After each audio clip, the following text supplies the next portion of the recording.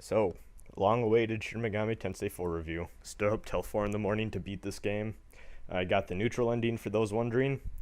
So, right off the bat, I want to say I have a lot to say about this game. So, I'm going to do two parts. This first part is just going to be, you're looking into buying this game.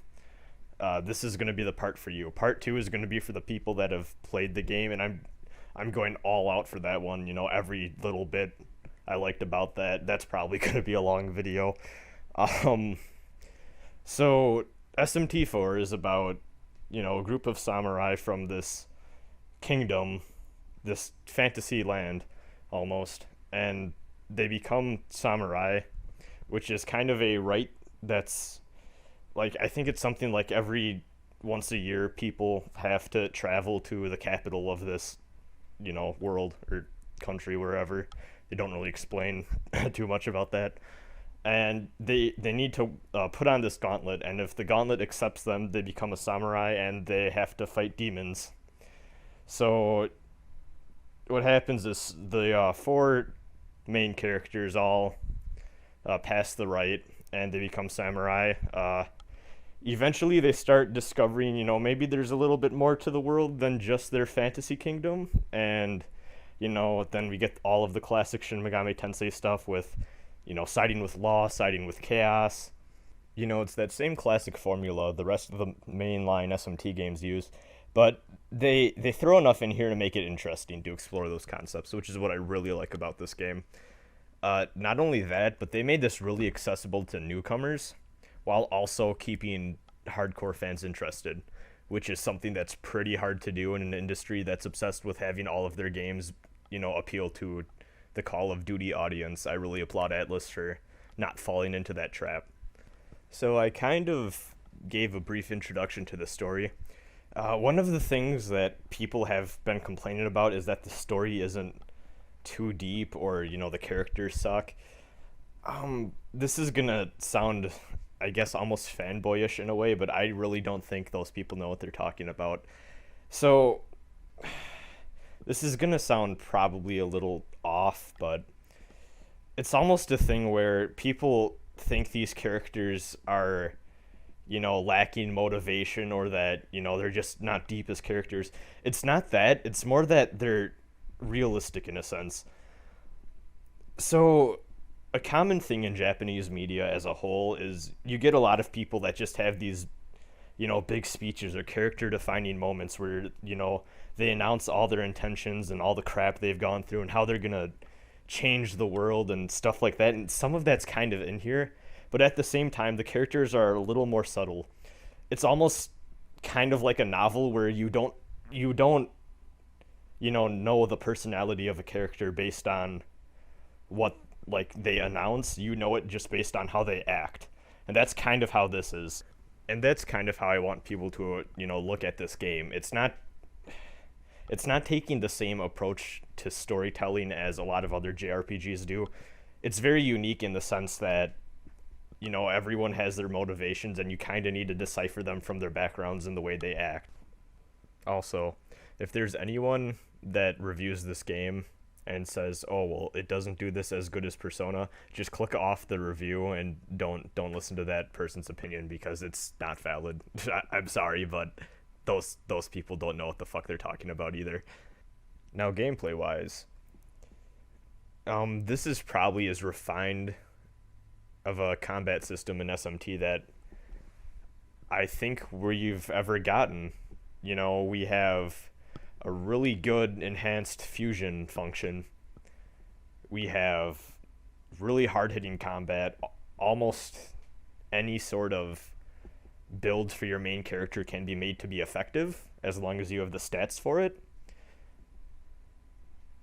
That said, there's a few things that are kind of off. There's no defense stat for one, so some people have complained that everyone is kind of a glass cannon, and that's kind of a matter of preference. I like it because, in all honesty, that's kind of what SMT comes down to anyways. It's just that this game is even more so that. I mean, halfway through, like, Nocturne or Strange Journey, it gets to a point where within 10 turns, one side's going to be completely annihilated. and the other side's going to be fine, you know. Like there's very little close battles that aren't boss battles in mainline SMT. There's been some people complaining about how physical builds aren't very good. I disagree. Physical builds for the first half of the game do suck, but towards the end, you can end every random encounter if you have a all hitting physical attack, unless like something reflects it or something. But yeah, you can pretty much one shot every random encounter if you build your physical stats up enough and have the right skill sets. Now we have something that's kind of an evolution of the EX quests from Strange Journey. So now we have challenge quests, and basically you go to these taverns throughout the game, and you can check the billboard for challenge quests to take. And you know, it could be anything from collect a certain amount of items to kill this demon, or you know, sometimes there's these weird sort of, I don't want to say mini games, but some of them get kind of unique. Like there's one where you have to hold Osiris's coffin and you're being chased by a really powerful demon, so you have to run away from it, and it's pretty fun. You know, there's a lot of stuff like that that makes it interesting. Some people have complained about the challenge quest system. The only issue I really have with it is that they the descriptions of where you're supposed to go kind of suck for most of them, mainly because they say, "Oh, go it's you know so and so place, which is north of so and so," and it's just a bunch of Japanese names, which I'm not sure if they're landmarks, and like I don't know if it's because this game was made in Japan. You know, people would be like, "Oh yeah, I can tell that. Just you know, it's a famous landmark from Tokyo."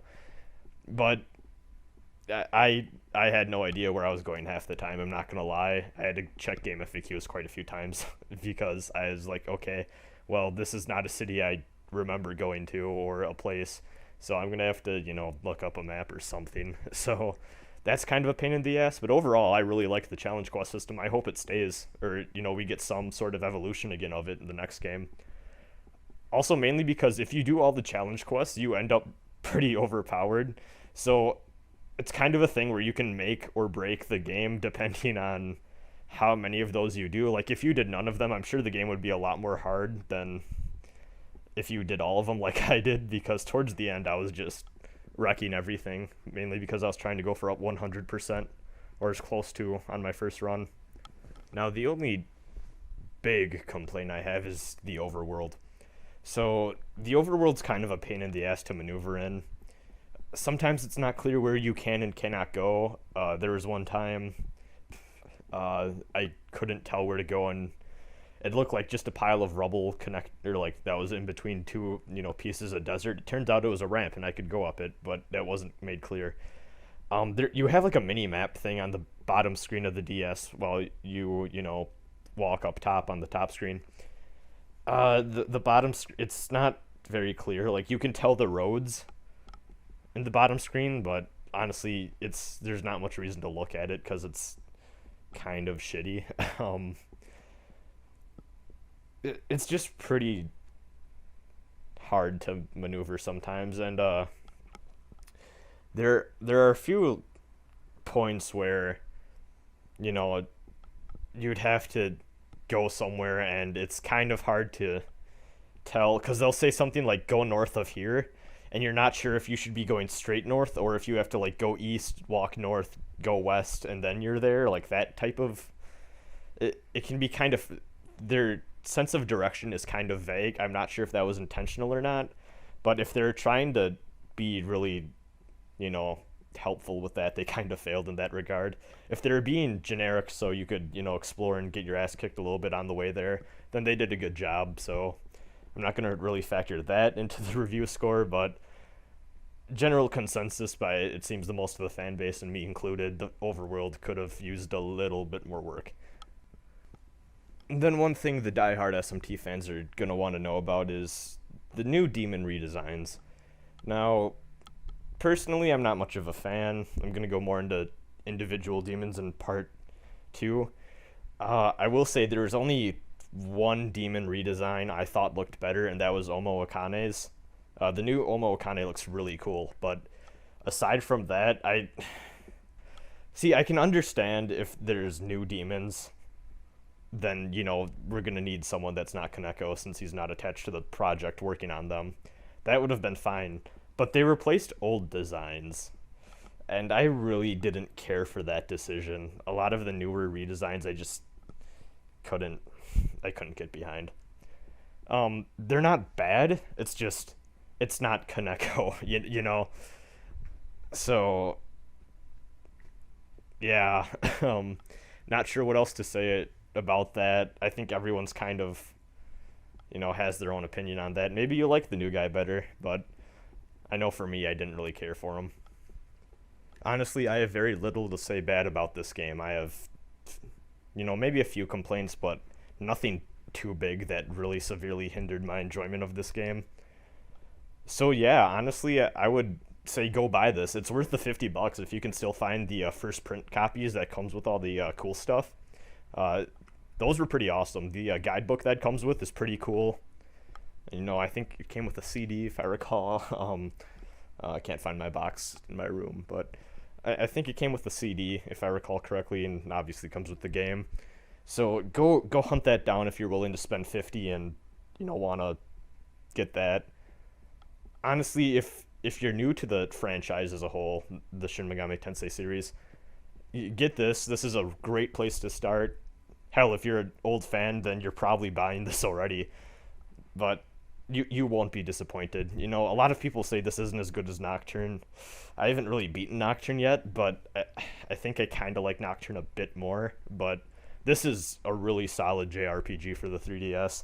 So make sure to pick this up. European people, I know this is supposed to come out in 2014 sometime, so get hyped for that. Sorry you guys get screwed over by Atlas all the time, but what can you do? So yeah, overall, this is a 9 out of 10. This is fantastic. Pick this up whenever you can.